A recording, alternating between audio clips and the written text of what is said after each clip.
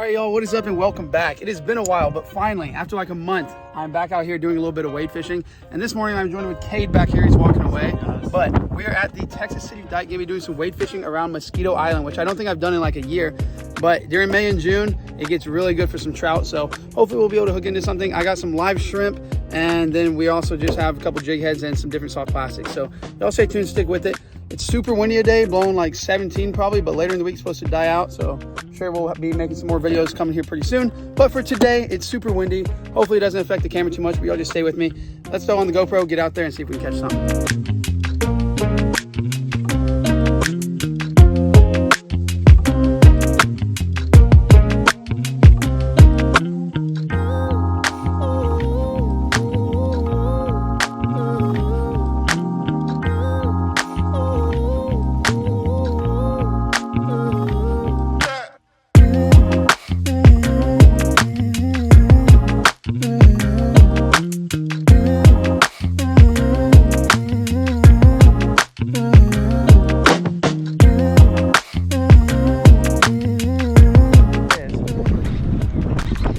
We're on, guys.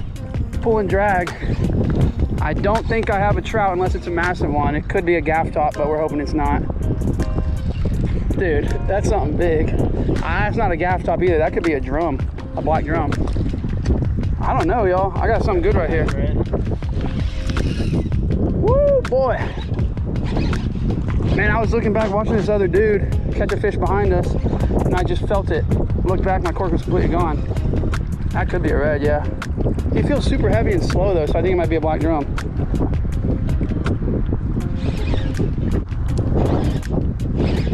First time wade fishing with the new reel too, the SLX.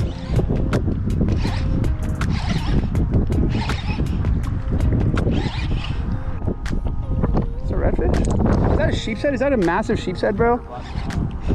Guys, I think this might be a huge sheepshead. If it's a huge sheepshead, what? Dude, no way. It's a massive sheepshead.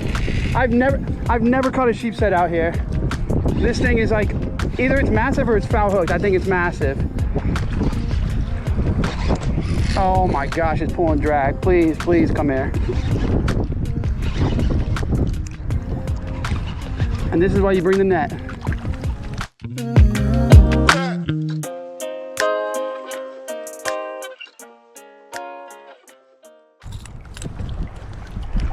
Filled up the net. Y'all check that out. First fish of the day. It's like my third cast. What we have going on this morning though is we have a southeast wind blowing about 17, like I said, but then we have a high tide coming in, coinciding with the sunrise. So supposed to be a good morning.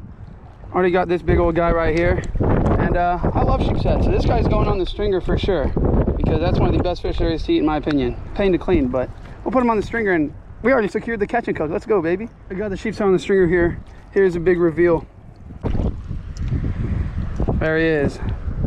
Big old guy. Definitely gonna be close to a PB. I'll have to get a measurement, but throw him on the stringer.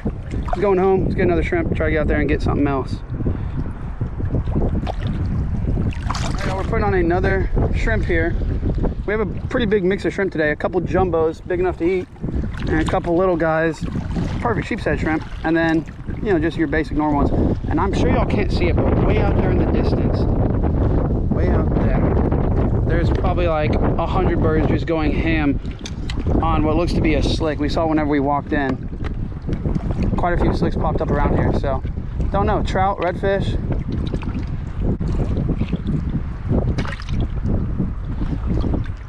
Anyways, we're gonna get another shrimp out here, hook it up, cast in the same spot again. Because what goes on is, with the tide moving out here around Mosquito Island, is that you can cast out over here and your cork will just drift completely around the end of the island, which is great. So that's what we're doing this morning.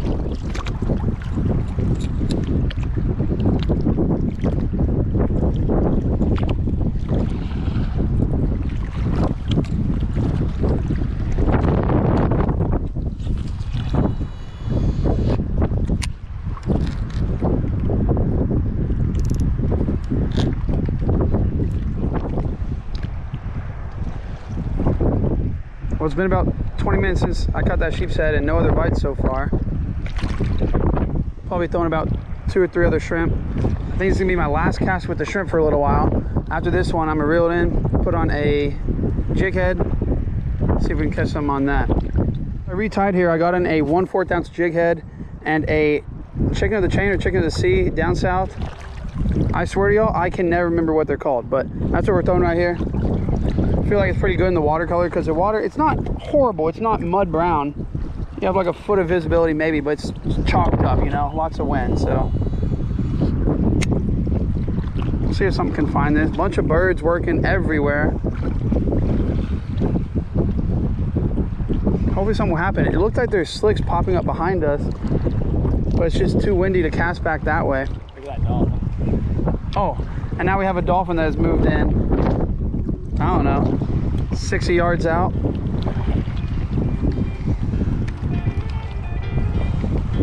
Well, we just got back to the truck. We're actually about to head home.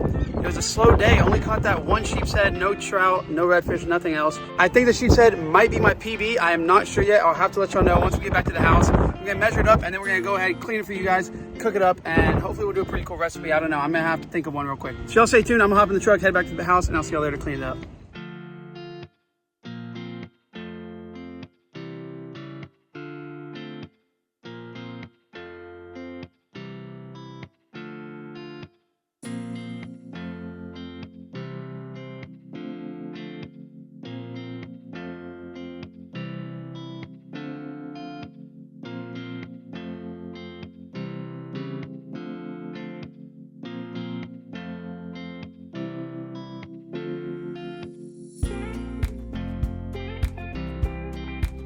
Okay, so we're in the kitchen now. We got the sheepshead in here, and y'all check out just how big this thing is. It measured out just a little over 20 inches, so not my PB, but still a good one.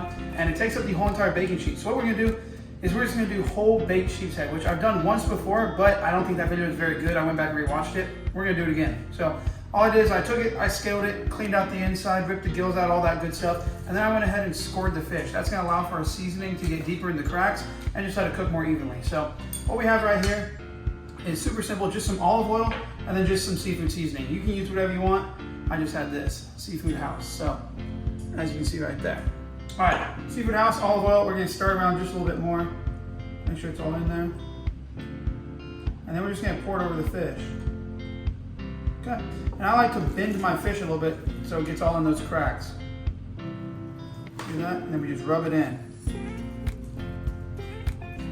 And then we also are gonna make a sauce to go on top of this, and I'll show you what we're gonna be making after I get this fish in the oven. So we rub it in, make sure it's in the cracks, not getting poked here. All right, there we go. Flip it over to the same thing on the other side. And I will say right now, I could not find my fish scaler, so I used a spoon, but I did not get all the scales off of like the head and everything. So we'll worry about that when we get there. And the fish, that's the seasoning. Get all that out, ooh, all that goodness. And we'll rub it in.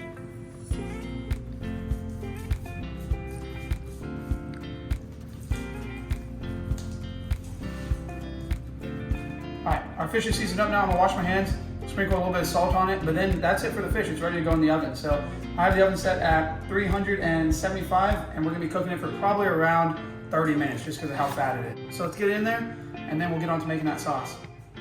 Okay, our oven's ready. We're gonna go ahead and put it in. And I also should say, if you have lemon or dill or some type of herbs or whatever that you want stuff in there, put that right in the cavity. We just don't have anything right now, but take it, we'll put it straight in.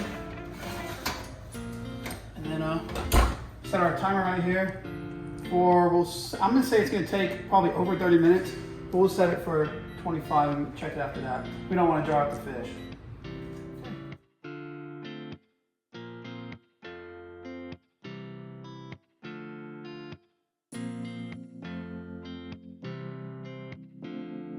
It's starting to look good. You can see all the fats and stuff dripping out of the fish, but I don't think it's quite done, so I went ahead and set it for another 10 minutes. Now, while that is finishing up, we're gonna go ahead and make our sauce. So I'll show you what we're gonna be putting in.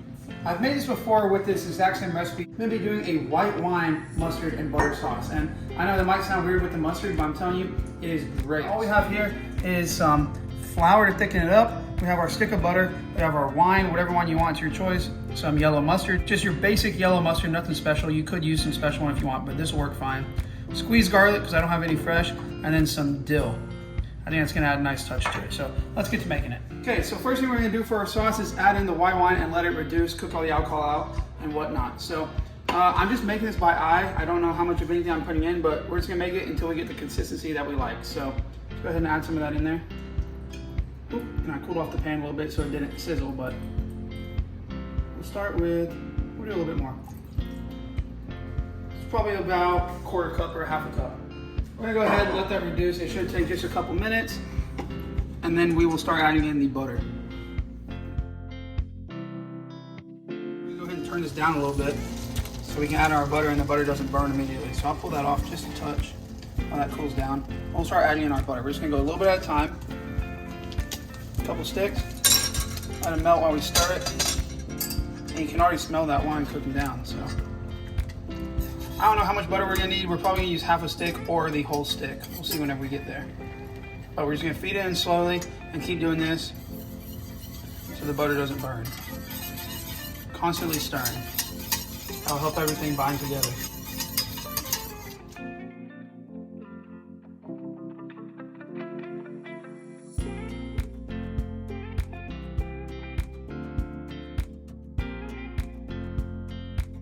So I put in half a stick of butter, got it all mixed together.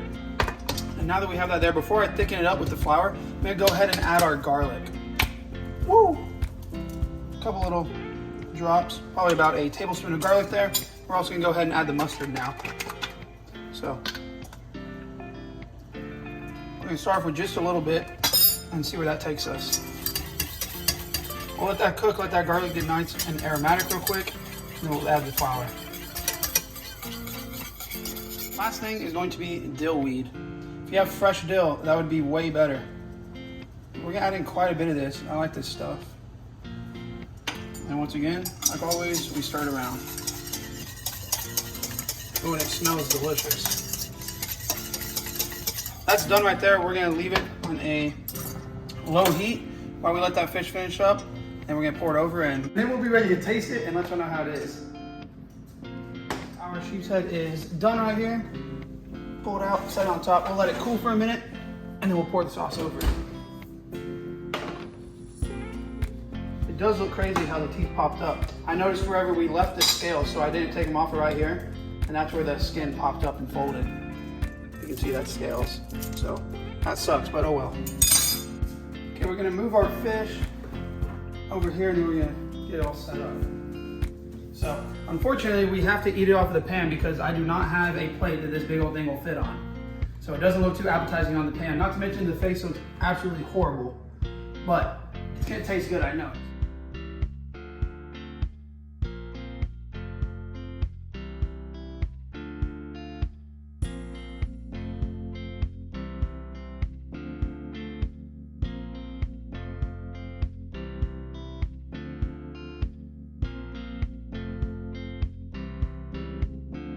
On the bottom, you can see, come real close.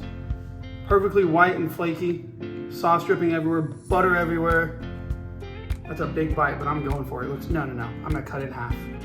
Let's give it a taste. Sheepshead, caught on Texas City Dike. Big one too, so. Yeah, I think I said this last time I made this same recipe, that it was one of my favorite fish to eat, and one of my favorite ways to eat it, I should say. With the sauce and everything, it goes together really well. Absolutely delicious. Take another bite, and then that's gonna be it for the video. So thank you guys so much for watching. I hope you enjoyed. Hit that like button, leave a comment down below, subscribe if you're not already. If you are, thank you guys so much. I got another video coming out in a couple days where I fished with the jetty, and I caught something really neat. So y'all stay tuned for that. I'll see you on a few. Until then, peace.